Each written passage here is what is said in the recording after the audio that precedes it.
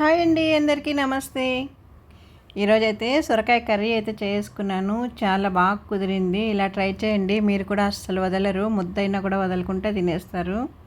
చాలా బాగా వచ్చిందండి సొరకాయ కర్రీ. పల్లి పౌడర్ వేసుకొని కర్రీ అయితే చేసాను. చాలా అంటే చాలా బాగా వచ్చింది. రైస్కి, రోటీకి, సంగటిలోకి చాలా బాగుంటుంది. ఒకసారి ట్రై చేద్దామా?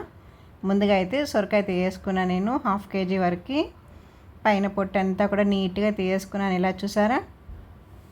ఫస్ట్ ఒకసారి వాష్ చేసుకొని తర్వాత నీట్గా 1 లేయర్ అంతా ఇలా తీసుకున్నాను. చూసారా ఎంత బాగా? పొట్టు అంతా పక్కకు తీసుకొని ఇప్పుడు దీన్ని సన్న కట్ చేసుకోవాలి. సన్న కట్ చేసుకున్నామంటే కూర మనకి ముద్దగా వస్తుందండి. కర్రీ అనేది తినడానికి కూడా చాలా బాగుంటుంది. ఉడికేది కూడా తొందరగా ఉడికిపోతుంది. చూసారా? ఇలా సన్న కట్ చేసుకోవాలి. నేను చూపించినట్లు చేశారంటే తొందరగా కట్ చేసేయచ్చు. ఇదిగోండి, చిన్న చిన్న ముక్కలు అయితే కట్ చేసుకున్నాను. ఇప్పుడు కావాల్సినవి 2 ఆనియన్స్ పెద్దవి, ఒకటి పెద్దది, ఒకటి చిన్నది తీసుకున్నాను. అలాగే తెల్లగడ్డలు తీసుకున్నాను. వాటిని కూడా కట్ చేసుకున్నాను. ఇప్పుడు బాండిల్ పెట్టి ఆయిల్ వేసుకుంటున్నా. 1 స్పూన్ ఆవాలు, 1 స్పూన్ జీలకర్ర. ఆయిల్ కాగనిచ్చి 1 స్పూన్ ఆవాలు, 1 స్పూన్ జీలకర్ర వేసుకుంటున్నాను. చిటపట అనేసాయి కదండి. ఇప్పుడు మనం కట్ చేసి పెట్టుకున్న ఆనియన్స్ వేసుకుంటున్నా.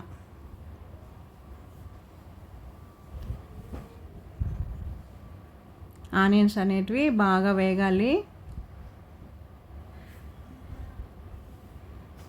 బాగా వేగిందంటే మనకి పులుసులో టేస్ట్ అనేది వస్తుంది. కొద్దిగా పసుపు అయితే వేసుకుంటున్నాను. పసుపు వేసుకుంటే ఆనియన్ తొందరగా ఉడుకుతుంది.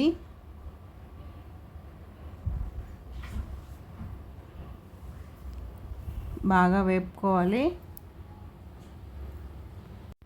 ఇప్పుడు ఒలిచిపెట్టుకున్న తెల్లగడ్డ పాయలు కూడా ఇందులోకి వేసుకుంటున్నాను. ఇవి కూడా బాగా వేగాలి. ఇందులో నేను టమోటా అయితే వేయట్లేదండి. టమోటా వేస్తే కొంచెం టేస్ట్ వేరేలా వస్తుంది.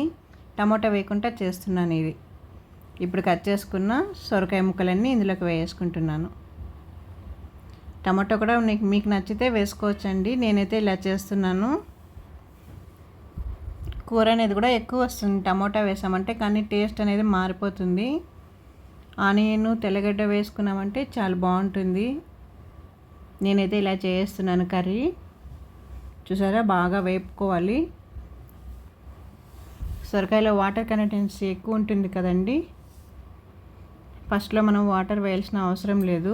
ఇలా కలుపుతూ ఉండగానే సొరకాయలో ఉన్న వాటర్ అంతా వచ్చేస్తుంది.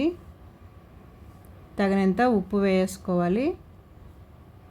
కర్రీకి కావాల్సినంత ఉప్పు వేసుకొని మళ్ళీ ఒకసారి బాగా కలుపుకుందాము.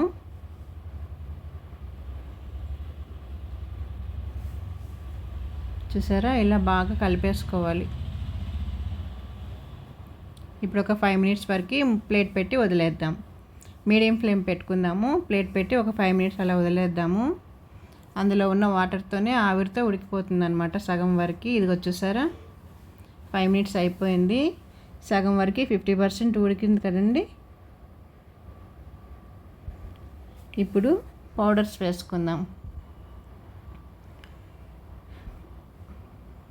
2 స్పూన్స్ అయితే మిర్చి పౌడర్ వేసుకుంటున్నాను. అలాగే ధనియా పౌడర్ 2 స్పూన్స్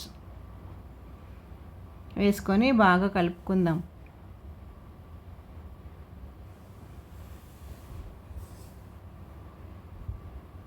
ఫిఫ్టీ పర్సెంట్ అయితే ఉడికిపోయింది కదండి. సొరకాయ ముక్కలంతా కూడా అందులో ఉన్న వాటర్తోనే ఉడికిపోయాయి. పౌడర్స్ వేసుకున్నాక బాగా కలుపుకొని తగినంత వాటర్ వేసుకుందాము. ముక్కలు మునిగేంతవరకు అలా వాటర్ వేసుకుందాం. వాటర్ వేసుకొని బాగా అలా కలుపుకుందాము ఒకసారి. మళ్ళీ ప్లేట్ పెట్టి ఒక 5 మినిట్స్ ఉడకబెట్టేసుకుందాం. కర్రీ అనేది మనకు అప్పుడు రెడీ అయిపోతుంది. చాలా బాగుంటుంది. రైస్కి, రోటీకి, సంగటికి చాలా బాగుంటుంది. 5 మినిట్స్ అయింది. చూసారా? ఎంత బాగా ఉడుకుతుంది కదా. ఆయిల్ అంతా కూడా మనకి సైడ్కి వచ్చేసింది.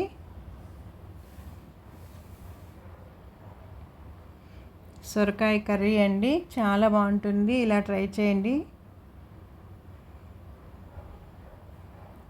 వాటర్ అనేది ఎక్కువ ఉంది కదా, అందుకని నేను మళ్ళీ ప్లేట్ పెట్టి ఇంకాసేపు అలా ఉడికించుకుంటున్నాను. ఇప్పుడు కరెక్ట్గా వచ్చింది చూడండి, గ్రేవీ అనేది మనకి కర్రీ అనేది కరెక్ట్గా వచ్చింది. ఇప్పుడు కరివేపాకు అయితే వేసుకుంటున్నానండి, అలాగే కొత్తిమీర కూడా వేసుకుంటున్నాను. కొత్తిమీర అనేది నేను తుంచి వేసుకుంటున్నాను, అప్పుడే అందులో ఉన్న రసం అంతా మనకు పులుసులోకి వస్తుంది. చూసారా, ఇలా తుంచి వేసుకుంటాను. ఇప్పుడు బాగా కలబెట్టేసుకుందాము. కర్రీ అనేది మనకి రెడీ అయిపోయింది. ఇంకెందుకు ఆలస్యం, రైస్ కానీ రోటీ కానీ పెట్టుకొని తినేయడమే. ఈ వీడియో కానీ మీకు నచ్చినట్లయితే నా ఛానల్ సబ్స్క్రైబ్ చేసుకొని లైక్ ఇవ్వండి.